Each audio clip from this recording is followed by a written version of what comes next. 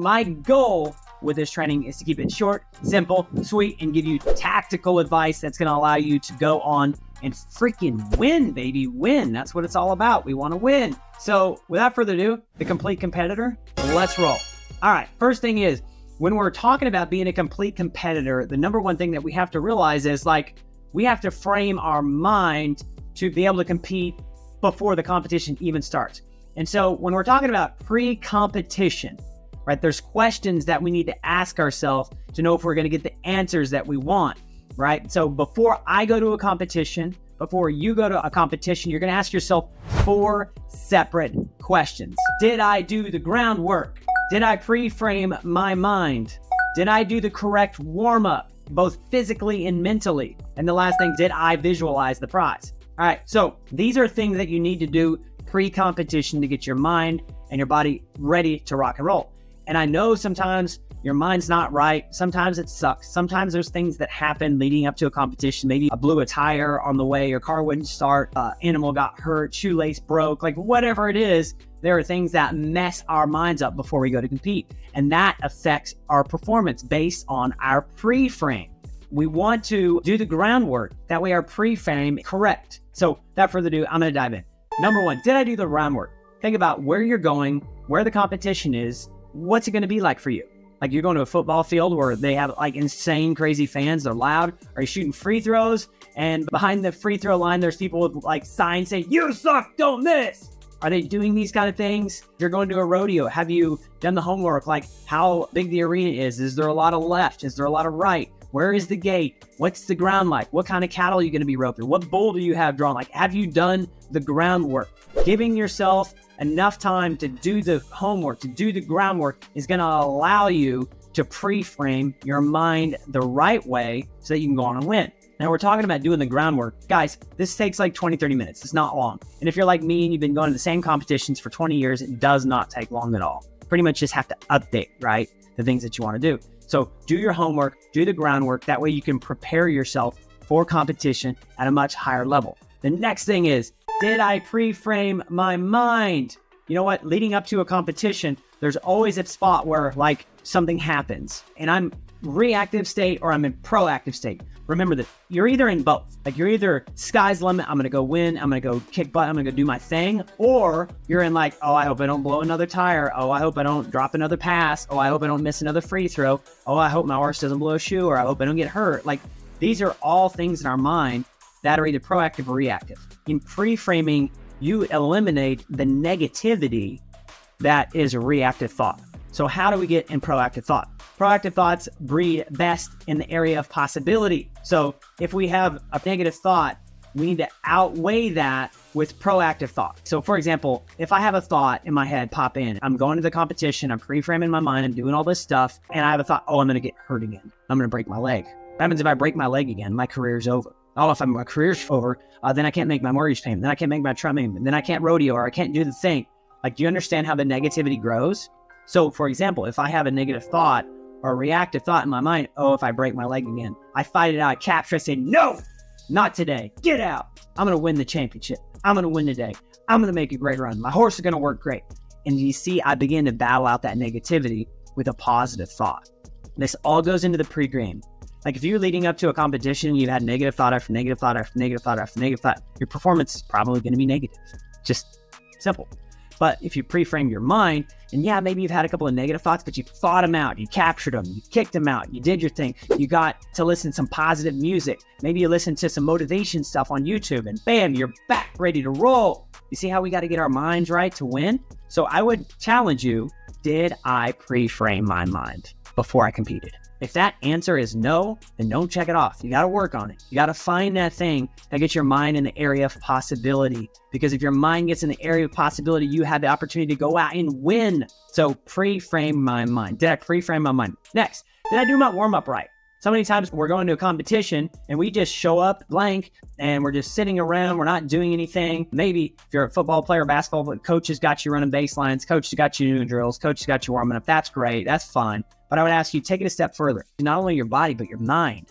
Did you warm up everything that you need to warm up? For me, when I'm warming up my body, I'm also warming up my mind.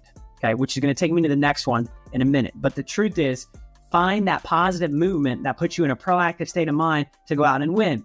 Some people, it can be jumping up and down. Some people, it could be moving left or right. Some people, it could be jogging back and forth. I like to jump up and down. I like to do jumping jacks. Most of the time, I need to pump myself up because I'm lacking nerves. My body is like ice cold. My mind is ice cold because I've done it for 20 some years and I need to get pumped up. So I'm doing rapid movements, rapid breathing. I'm rapid oxygenating my body to be able to go out and compete.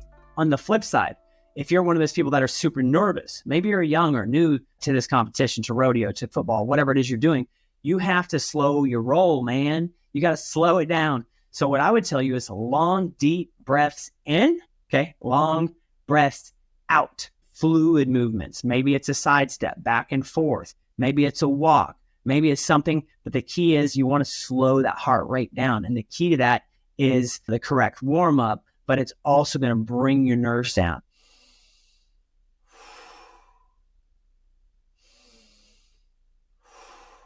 Do some breathing like that for 2 or 3 minutes, your heart rate will drop and that will help you get rid of your nerves. Now, my only goal for this video is to add value to your life.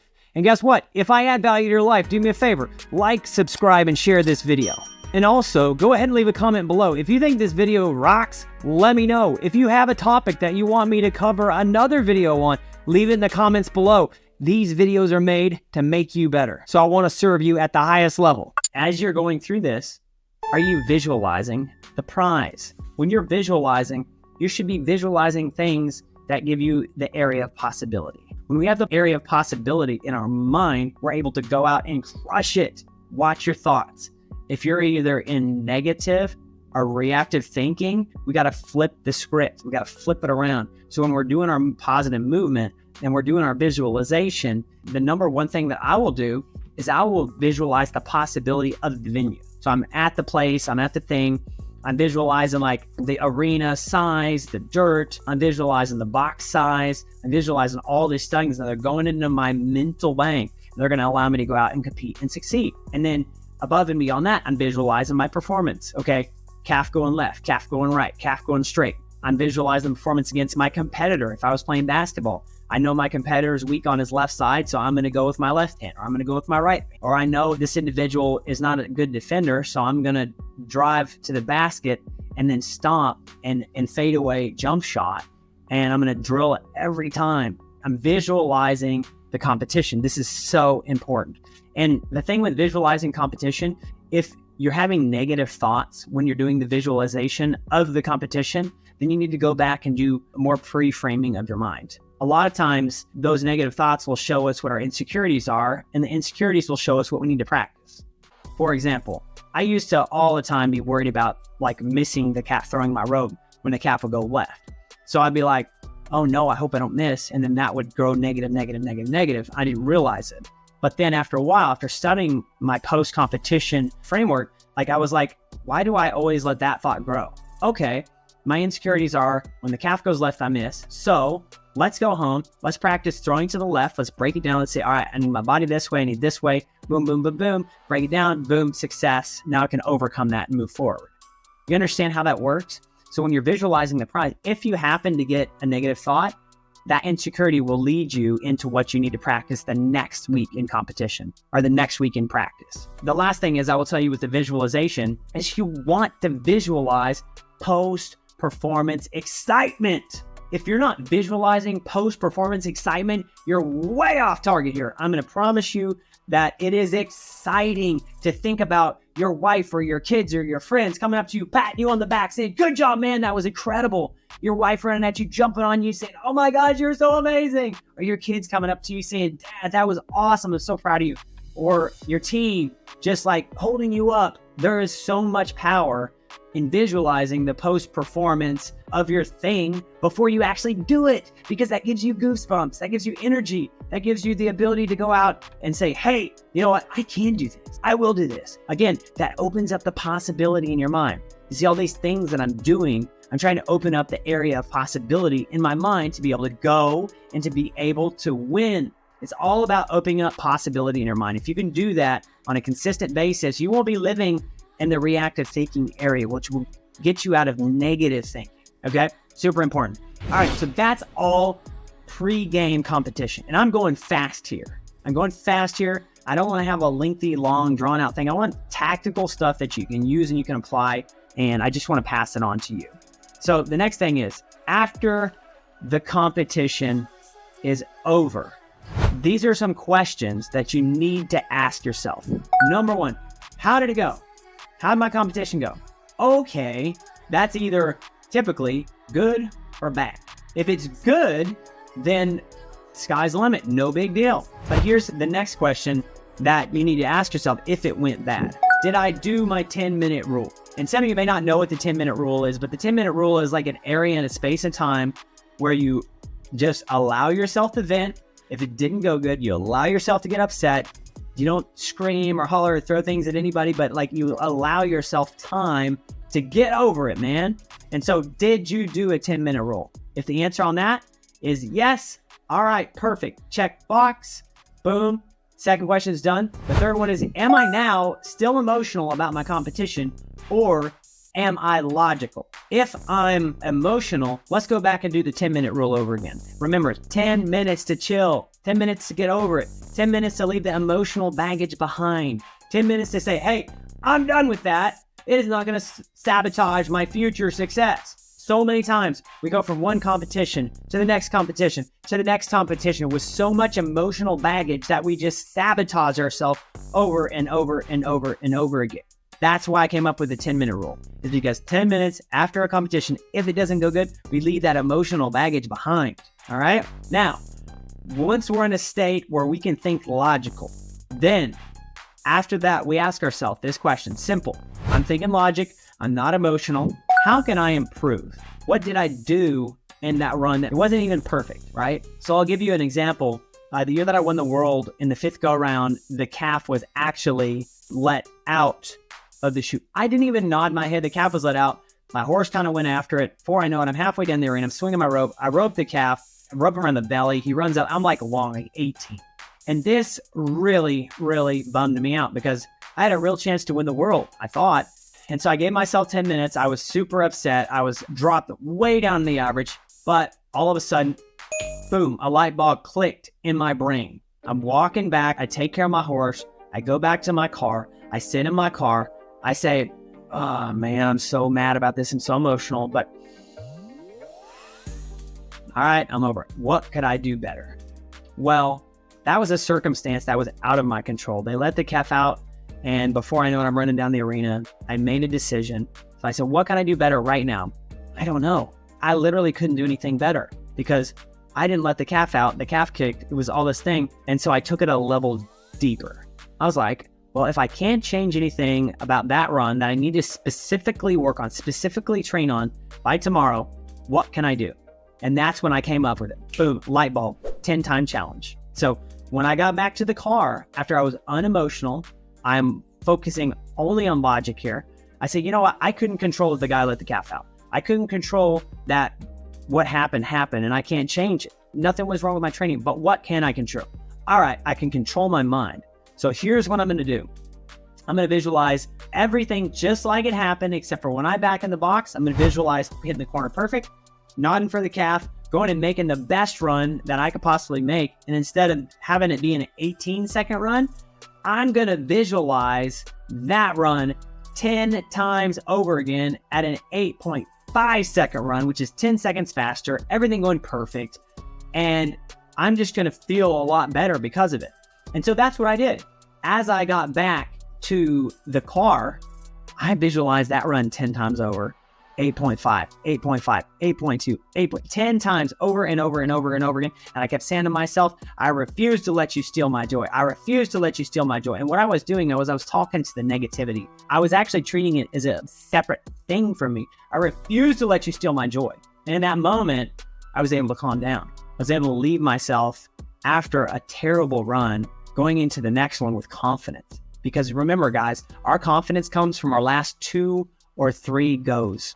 Whether that be if you're batting, or if you're roping, or if you're catching. If you're a wide receiver and you drop 2 or 3 passes in a row, how much confidence are you going to have trying to catch that fourth? Probably not very good unless you're really good here. And so I'm telling you that if you do this 10-time challenge over and over and over again, when you're logical with your mind, then it'll allow you to go on and win much, much more. And so, of course, you may or may not know, I went on to become a world champion that year. I came from nowhere. Like, nobody even thought I would come close to winning a world championship. I won the world championship. And then, the rest is history. I will forever be known as a world champion. And I can honestly tell you, if I didn't sit in that car and I told myself over and over and over again that I refuse to let you steal my joy, talking to the negativity as like a separate thing, and then making that good run over in my head 10 times, then I wouldn't be a world champion today. I can promise you that. So in saying that, if you're a person who's struggling with getting the momentum and getting the ball rolling, I have something amazing for you. It's called the Cowboy Challenge. Down in the description below, I want you to accept the challenge, the Cowboy Challenge, to give you momentum, to give you resiliency, to give you mental toughness, to go on and chase life. And you can check that out. There's also a ton of free stuff in the description below. Think about your own competition. Maybe sometime it didn't go good. You just upset, mad, got in your car and left. And so if you can begin to give yourself some time to chill out and then do that 10-time challenge, run that run over in your head again, 10 times the way it was supposed to go, you'll leave yourself with so much more confidence. You'll leave yourself ready to win the next time. After that, ask yourself, what did I do correct? This is probably the last and most important thing I'll tell you. So many times we are really good at tearing ourselves down. We are really good at saying, oh gosh, I did this wrong, I did that wrong, I didn't do this, I didn't do that, blah, blah, blah, blah, blah, blah. But we are very, very slow to say, I did this really good. I'm actually impressed with how well I did this thing. So I would ask yourself every single time, post-competition checklist, like, did I do something good? And if I did, what was it? If you did something good, freaking give yourself some credit, man. Give yourself some credit. Maybe I didn't do this very good, but I did this really great. So take a few moments and say, man, I did that great. That is awesome. I'm proud of myself. You know what? 6 months ago, I was really struggling with this, and now I did it great. If you're a roper, maybe you forget even miss the calf, but I rode my horse great. I was aggressive across the line. My horse scored good. I was in great position. Maybe you roped it, but you made a mistake on the ground. But you can say, hey, I roped it awesome. I handled my slag. I got off great. I did all this stuff awesome. I just need to do this, this, and this, and I'll be better. Never forget to give yourself credit. A lot of times we are our very own worst critic, and compile that with the world of criticism that's out there for a lot of us, it can be kind of lonely and kind of miserable, if you know what I mean.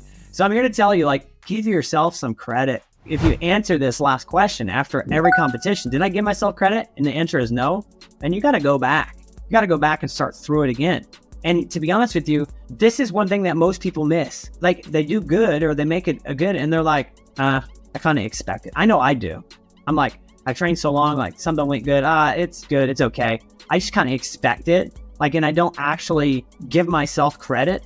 And you know what happens when you do that over and over and over and over again, even when you're successful, you minimize the success and you don't give yourself credit, is your passion for the thing will go away. Because think about it. If you're always beating yourself up, if you're always tearing yourself down, and when you do good, you don't man, I did great. And you just kind of minimize it. You're burying yourself in negativity. And when you bury yourself in negativity for long enough, you're going to quit. You're going to give up. You're going to this. I don't get any reward for this. So why am I doing it? Why am I doing it? One of my keys to the success over the last 20 years was giving myself some success for when I did good. Even if it was just the smallest amount. Even if it was the littlest thing, putting my toes down. I would literally tell myself, hey, good job for that, man. I'm proud of you. I would actually speak to myself like I was two people, boom. And so I'm driving home the point on this one that I want you giving yourself credit. This works in everything in life. I know this is called the complete competitor, but to be honest with you, we're competing everywhere in our life. We're competing for jobs. We're competing for maybe a raise at our job. We're competing when we talk to somebody in a conversation, especially if it's a difficult conversation. I use a lot of this stuff for when I'm doing a call about sales or I'm talking to my wife about something that's difficult. What could I said better? Did I position this right? Did I say the right things? And what did I do good? Hey, you know what? I'm really proud of myself for handling this conversation with logic instead of emotion, because When they threw that insult at me, I could have came back emotionally and just let them have it. But at the end of the day, nobody really wins if both people are offended. So what I'm saying is you can use this for a multitude of things. Remember, this is a question-based checklist. So ask yourself the questions, these questions prior to competition, post-competition, and use them to propel you forward to win much, much more. Hey, do me a favor. If you like this video, let's you and me make a deal.